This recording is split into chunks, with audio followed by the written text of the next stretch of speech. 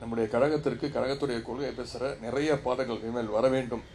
வெறும் சினிமா பாடல்களை மட்டும் நம்பாமல் நம்முடைய கொள்கையை பேசுகின்ற இதற்காக சிறப்பாக நிறைய பாடல்கள் வர வேண்டும். நம்முடைய கழகத்துடைய கொள்கை எல்லா இடத்துலையும் ஒலிக்க வேண்டும். அனைத்து மேடைகள்லையும், குறிப்பாக இளைஞரணி மேடைகளில், நிகழ்ச்சிகளில் இனிமேல் இந்த பாடல்கள் எல்லாம் கண்டிப்பாக ஒளிபரப்பப்பட வேண்டும் என்பதை நான் கேட்டுக்கொள்கின்றேன்.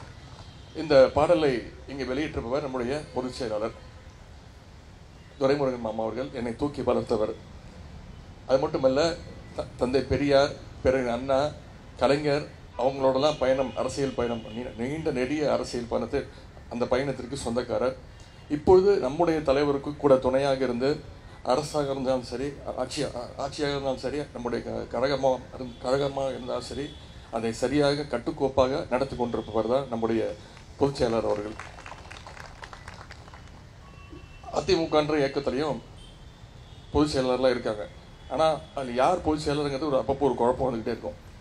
ஒரு நாள் காலையில் நான் தான் உண்மையான பொதுச் செயலாளர்னு ஒருத்தர் வருவார். உடனே மதியம் இல்லை நீ பொதுச் செயலாளர் கிடையாது, நான் தான் பொதுச் செயலாளர்னு இன்னொருத்தர் வருவார்.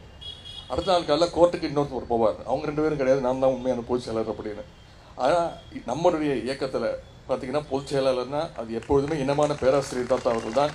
அதன் பிறகு இங்கே அமர்ந்திருக்கக்கூடிய நம்முடைய மாண்புமிகு அமைச்சர் மாமா துரைமுருகன் அவர்கள் தான் பொதுச் செயலாளர். இதுதான் திமுகவுக்கு என்னுடைய கடமை, கண்ணியம், கட்டுப்பாடுன்னு நமக்கு கலைஞர் கற்றுக் கொடுத்தது, பிறகு அண்ணா கற்றுக் கொடுத்தது தான் இதுதான். அதே மாதிரி நம்முடைய 2வது மாநில மாநாடு டிசம்பர் 17 ஏற்கனவே அறிவிக்கப்பட்டு, சேலத்தில் அறிவிக்கப்பட்டு, அதுக்கு முதல்ல தலைவருக்கும் பொதுச் செயலாளருக்கும் என்னுடைய நன்றி தெரிவிச்சுக்கிறேன். பொதுவாக ஒரு தேர்தலுக்கு முன்பு ஒரு இயக்கம்தான், தலைமை கழகம்தான் மாநாடு நடத்தும். அன்னைக்கு அந்த பொறுப்பு கொடுக்க மாட்டாங்க.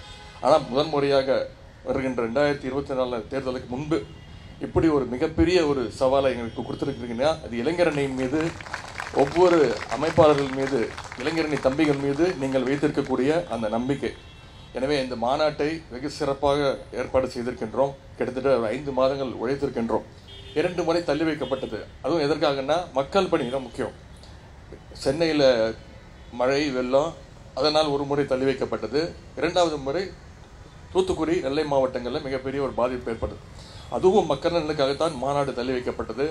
எனவே இந்த மாநாடு மிகப்பெரிய ஒரு வெற்றி மாநாடாக கண்டிப்பாக நடத்தி காட்டுவோம். அந்த பொறுப்பு எங்களுக்கு இருக்கிறது. தலைவர் அவர்களும் பொதுச் செயலாளர் அவர்களும் எங்களிடத்துல என்ன எதிர்பார்க்குறீங்களோ அதை விட அதிகமான உழைப்பை கொடுப்பதற்கு இளைஞரணி தமிழ்மார்கள் இங்கே தயாராக இருக்கின்றோம்.